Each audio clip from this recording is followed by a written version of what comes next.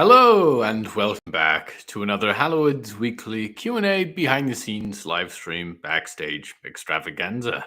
Thank you, as always, for tuning in to Hello from the Hallowoods, the show, but also to little pieces of behind the scenes content like this. If you are watching in the present day, feel free to click over to the YouTube side of things. There is a chat bar. You can drop questions in there, and they will get answered during the stream towards the back half of it. If you are a patron folk, Beanie in the chat says hello. Hello, Beanie. If you are a patron folk, then you can drop questions in the patrons ask box in advance. You can find that in the description for every one of these Q&As in Patreon. And that is the place where you can submit questions, and then they will get answered on future streams like this. Probably if you are watching this in the distant future, this Q&A has come and gone. But there will be other Q&As, most likely, very similar to it, that you can get questions answered in. Lindsay in the chat says, hello.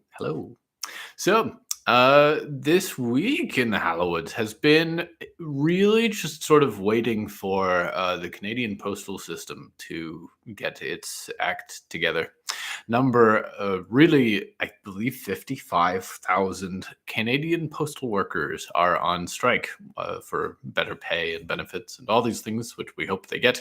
And in the meantime, Canada Post, the national postage service, is not taking or receiving mail, which is bad news for the 70-ish sketch commissions that need to go out, that have been sitting completed in their envelopes now for the entire period of the strike, I believe, sort of waiting for shipping time, which I continue to kind of hope week to week that they are able to work out their benefits and pay arrangements and make sure the postal workers are better paid and open up those offices again. Otherwise, the options for sending post otherwise are increasingly limited as other postal services shut down because they cannot handle the nation's mail. So that is kind of the Canadian news of the week. As far as the Hallowoods is concerned, a number of patrons are waiting on pins and things. A number of commission orders are waiting for their sketches. Which is the opposite of a Christmas miracle. It's a Christmas debacle. Nevertheless, we hope for them to reopen sometime soon. And my condolences to everyone whose mail is delayed in the meantime, along with apparently, probably by now, something like 12 million Canadian packages. That said, other than that, we are currently trekking through this chunk of 8 episodes that is kind of the first. Not quite first half. It's first less than half. First quarter of Hello from the Hallowoods season 5 is these 8 episodes. We take something like a month and a half of break for essentially moving apartments, moving studios over the holidays, and then we will be back in the end of January, beginning of February. It might be beginning of February. With more Hallowoods episodes.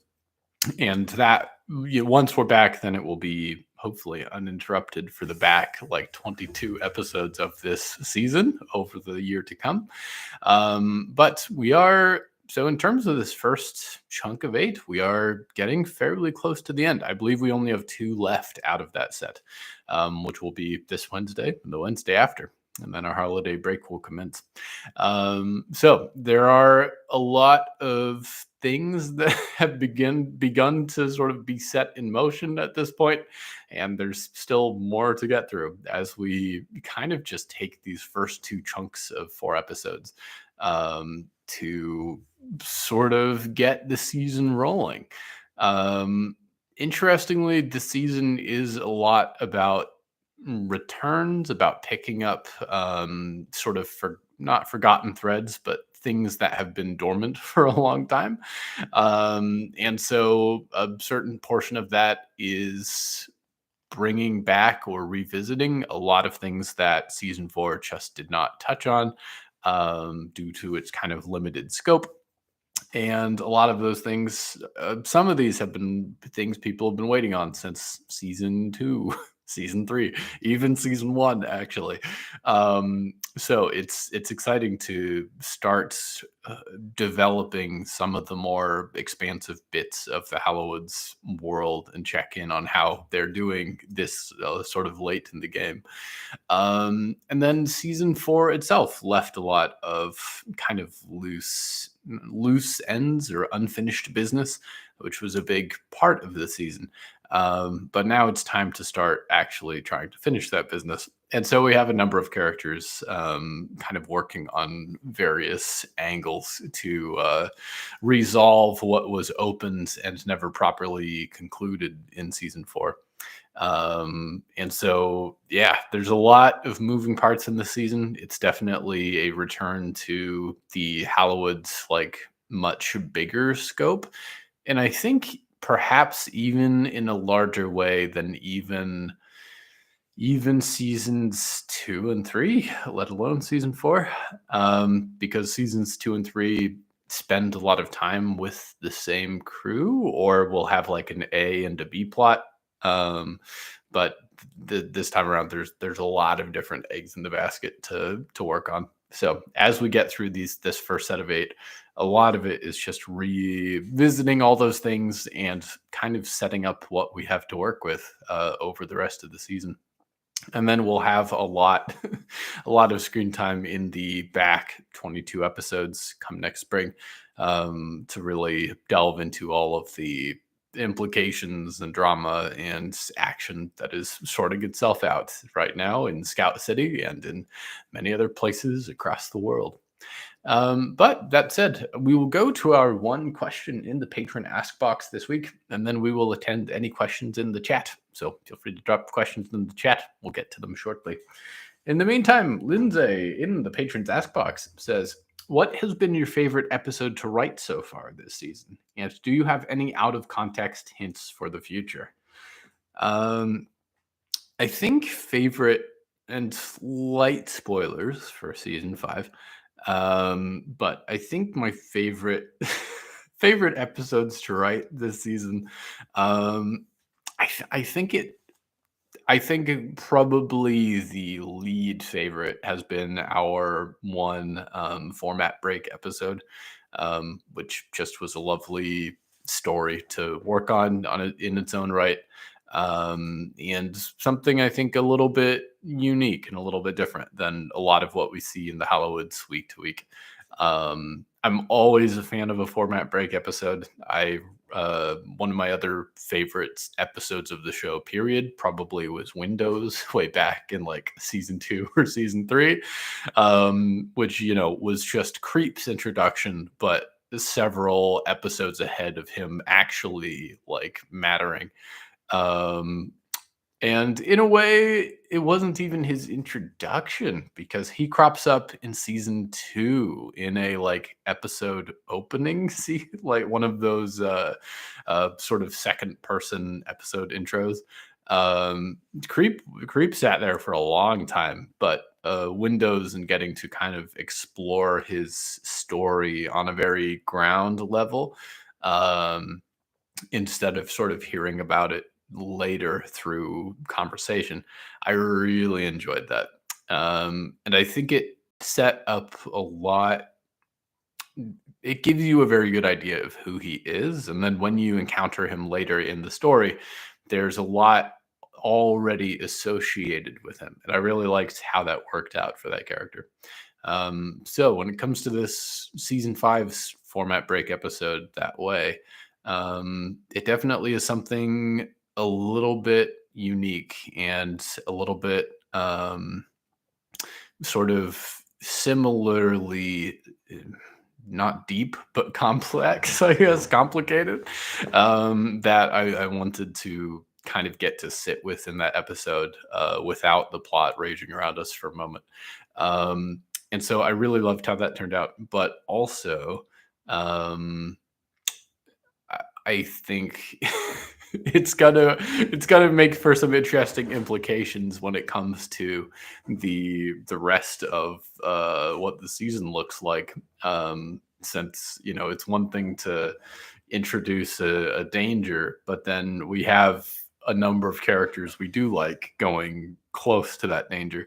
Um, but I waffled a good bit on whether to do that as a format break episode or to get into the chapel's business a little bit later.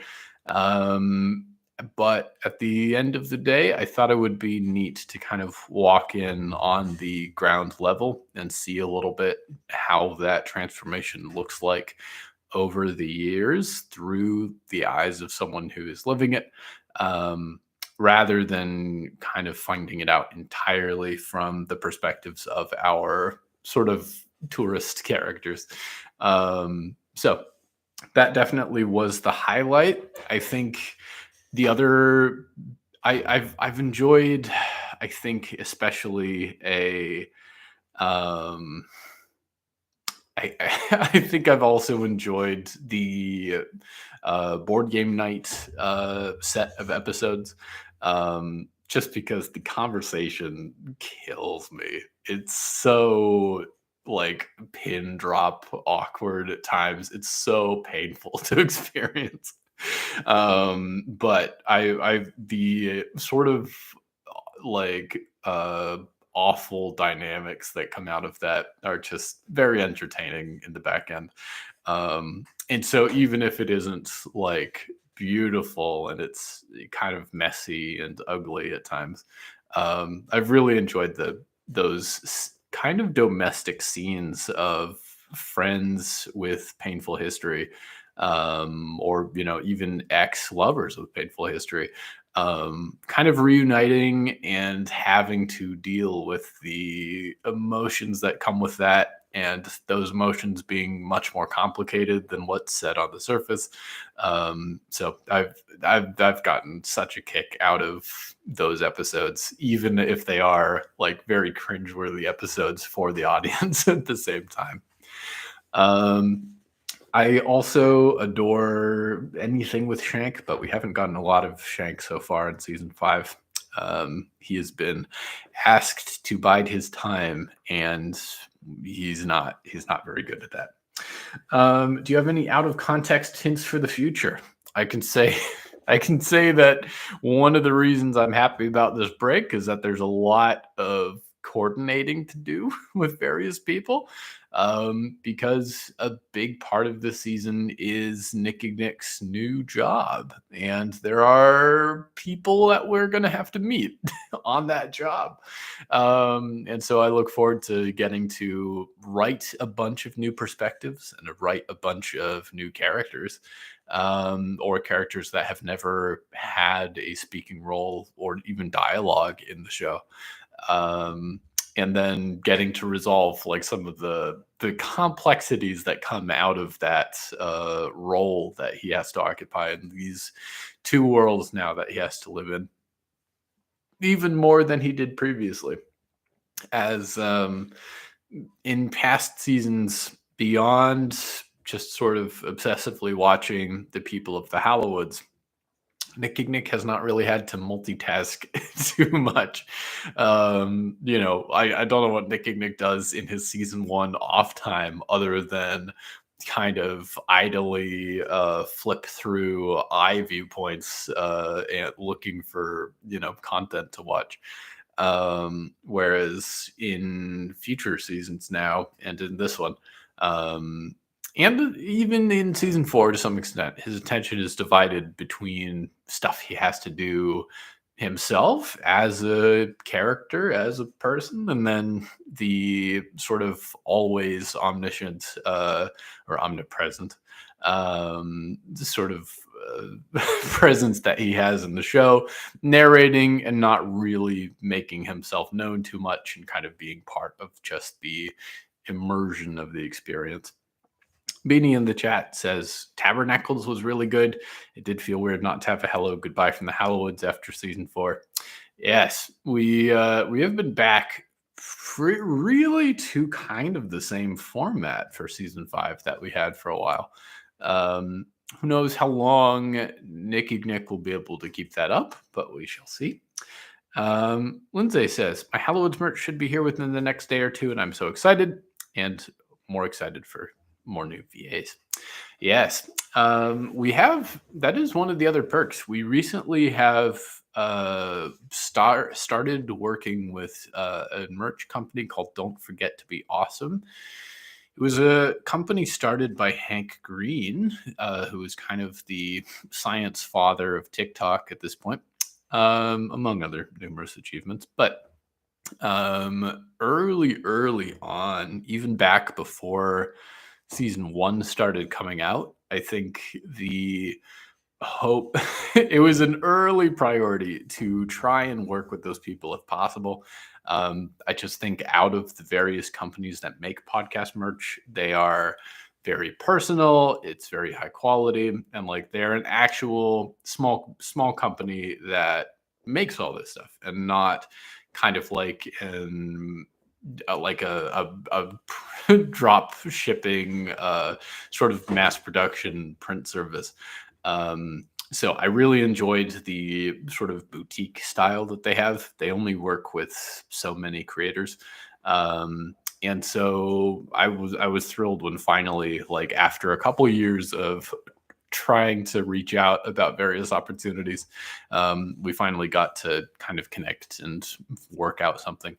It is, I think, it's kind of a program that they have on for smaller creators who don't necessarily have massive audiences.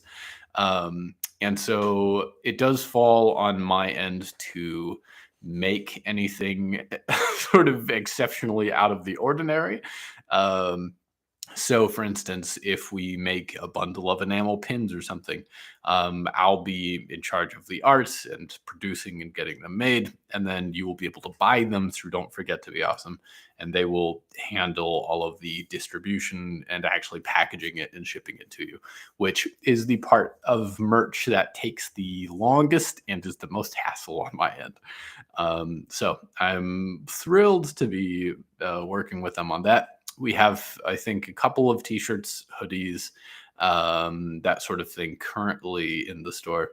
And then as time goes on, we'll be adding more patterns there, but then also adding probably stickers and posters and more enamel pins would be nice. Embroidered like scout posts or patches or Walter Pensive groundskeeping patches or detective agency patches. All these things would be good.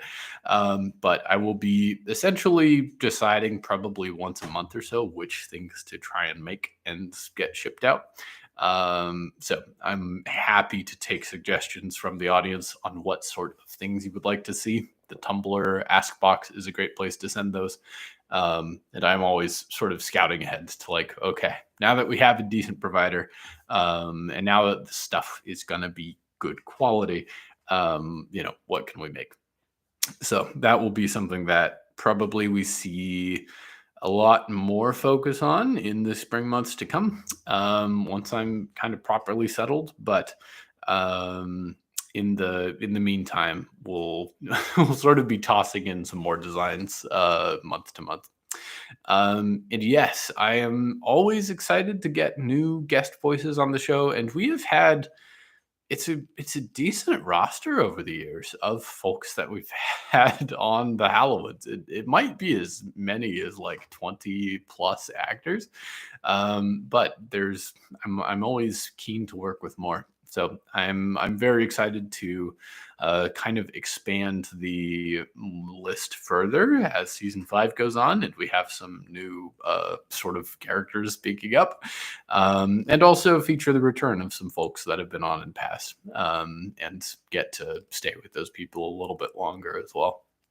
And I mean, I'm always astonished and happy to work with Charlene Bayer, the voice of Zizix's Emptiness Between Worlds, because at this point, they has been involved in the show for like 5 years plus.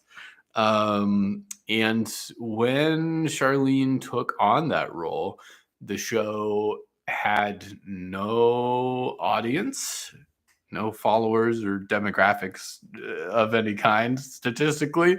And we were like 13 episodes. I think we were 13 episodes into the new season, or the first season of the Hallowoods.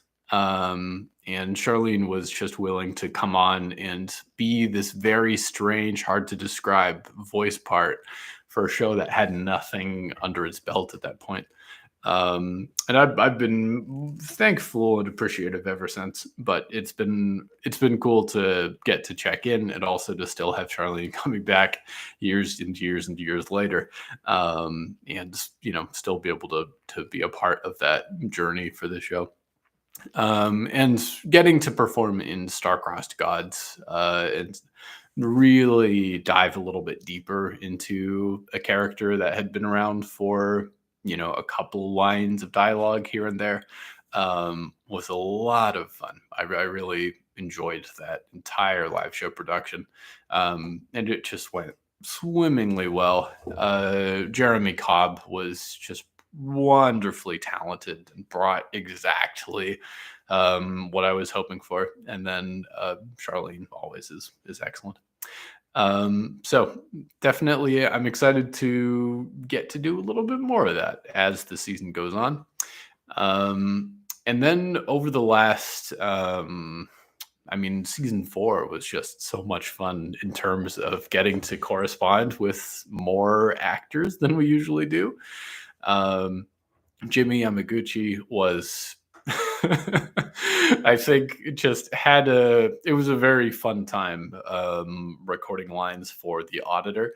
And just, having Nick going through all this suffering and grandiloquizing and jokes and bemoanings, and then the auditor is kind of this stone cold, almost immutable force.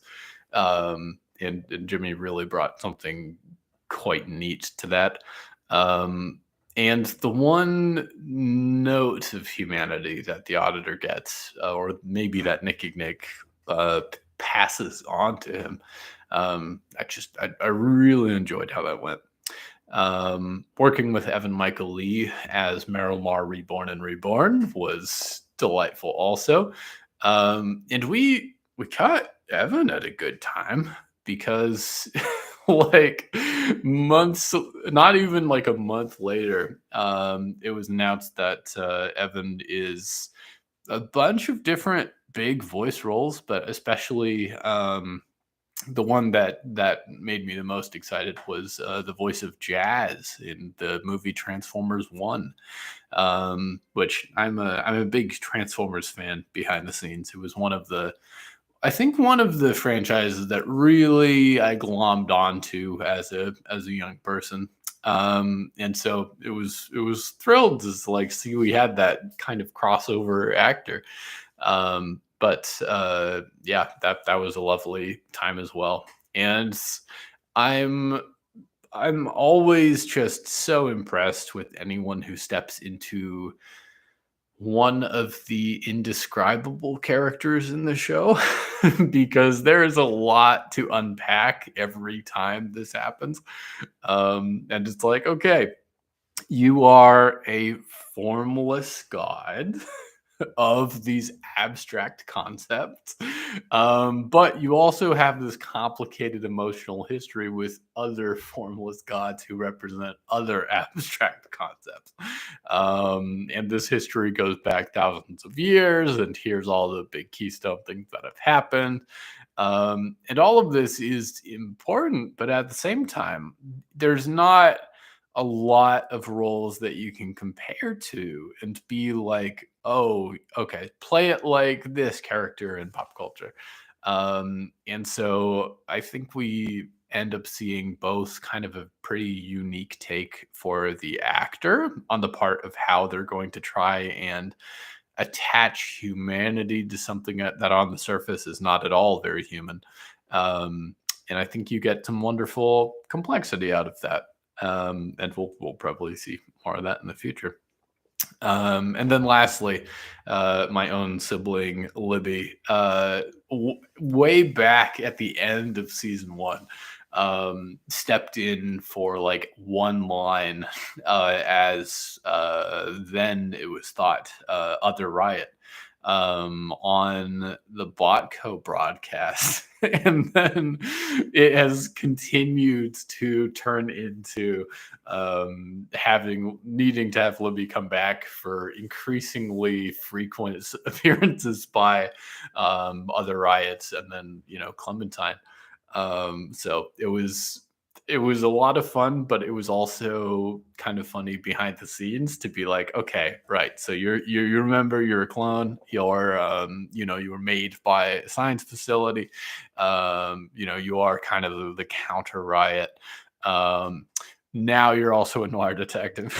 And so I need you to like kind of go gritty and cold and be almost not comedically, but like lean hard into the bit, probably harder than people realistically would. But oh man, it made for some really just fun records over the middle portions of season 4. So it's been a delightful run for season 4, having these actors be a part of the show. I love having actors as part of the show. It's something that we'll probably see more and more of as the rest of season 5 goes on. But I'm happy to have some break time in order to fully like finish recording and writing and getting all that squared away as well. That is the bit of the show that takes maybe the most preparation, because I, as a creator and recorder and writer, can work on an episode that is supposed to come out the following day and I can change my dialogue and record and get things done on time. However, you cannot do that with guest actors. Guest actors need lines weeks or months, preferably in advance. And so that stuff takes a lot more planning and a lot more preparation and kind of writing ahead of time than often exists for the show. But I again, there's a lot of exciting scenes, I think, and conversations in the works for what's to come in season 5. So I hope you stay tuned and enjoy. Stocks in the chat says, I love when different podcast people do voices in each other's stuff. It's so fun. I do too. And I really enjoy the sort of like very interconnected world of like fiction podcast voice actors. And so I'm always looking for chances to kind of proliferate that further. And just for no other reason that it is like fun to have those crossovers. But I'm a big fan of getting to appear in other shows. So I exist in voice bits over in not the Magnus Archives, but in Old Gods of Appalachia, in the Silt Verses, and Ealer's Choice, and a dozen other shows, I'm sure. But I love having those people on as well to kind of have it coalesce and make sure that like when you're listening through these shows, you can kind of like almost spot cameos or quite possibly even hopefully like a guest voice that you're listening to, and then go check out the show that they're a part of. But I like, especially when I can appear on shows and have people from those shows appear on Hallowoods, and it kind of just leads to each other. Woe Begone, yes, I do appear in Woe Begone every so often. But yeah, I think one of my favorite examples of that was Steve Shell from Old Gods of Appalachia, because I think he appeared on the Hallowoods first. He was very lovely about it. And we had just kind of reached out and asked if he would be interested in taking a part. And thankfully, he liked the script, so he said he would do it. But then getting to appear just a little bit later in one or two spots. Alongside Harlan Guthrie, no less, who he and I seem to cross paths often. But it was a delight just to get to sort of return the favor and pop in for a couple of scenes. But yeah, no, I really love that if you are a big podcast listener and you listen to a lot of these different shows, then often you'll get to meet the same people over and over again in sort of different guises. So I'm a big fan of that. I think that will probably bring us to the end of our Q&A for today, folks. But thank you so much for dropping questions in the chat, in the Q&A box. And I hope you enjoy the coming episodes of Season 5. And in the meantime, enjoy your holidays and catch you next time. See you around the bend.